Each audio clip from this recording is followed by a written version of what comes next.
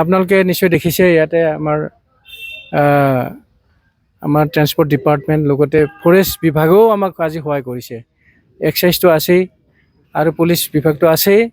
আমি ৰাতিপুৱাৰ পৰাই আজি এই স্বাধীনতা দিৱসৰ নামত বহুতে মানে ফূৰ্তি কৰাৰ নামত সিফালে আমাৰ সৰলপাৰাত পিকনিক খাব যোৱা এনেকুৱা এটা পৰিৱেশ হৈছে। বহুত আহিছে ৰাতিপুৱাৰ পৰা, এতিয়ালৈকে 2-2.5 হাজাৰতকৈ বেছি গাড়ী সোমাল। আমাৰ তাত কিন্তু আমি কৈছোঁ যে আপোনালোকে তাতে ফূৰ্তি কৰিবলৈ যায় মত নাখায়, কাৰণ আমি তেওঁলোকক স্পষ্টকৈ কৈছোঁ আমি ইয়াতে ৰাতিলৈকে ইয়াতে ৰখি থাকিম, চেকিং চলিয়ে থাকিব।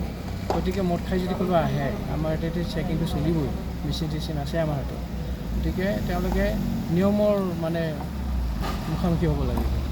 আমি নিয়মত যি আছে সেইটো কৰিম, লগতে আমি থানাত তেওঁলোকক নিশ্চিতভাৱে হেণ্ডঅভাৰ কৰিম। আৰু চালকজন মানে যদি এনেকুৱা মদ খাই যদি এনেকুৱা নিচাত থাকে তেতিয়াহ'লে এখন গাড়ীতে যাব দিয়াটো সম্ভৱ নহয়। গতিকে এই অসুবিধা যাতে নকৰক, কোনো চালক যাতে মদ নাখাওক, সেইটো আমি তেওঁলোকক এই সময়তে তেওঁলোকক আমি অনুৰোধ কৰিছোঁ।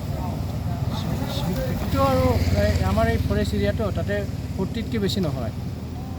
আমাৰ PWD ডিপাৰ্টমেণ্টে ৰাস্তাই লিখি থৈ দিছে। গতিকে চাইনবোৰ্ডটো আছেই, লগতে ইয়াতে কিছুমানে সুধিছে তেওঁলোকেও আমি কৈছোঁ 40তকৈ বেছি ইয়াতে নাযায়। সেইটোৱে, ধন্যবাদ।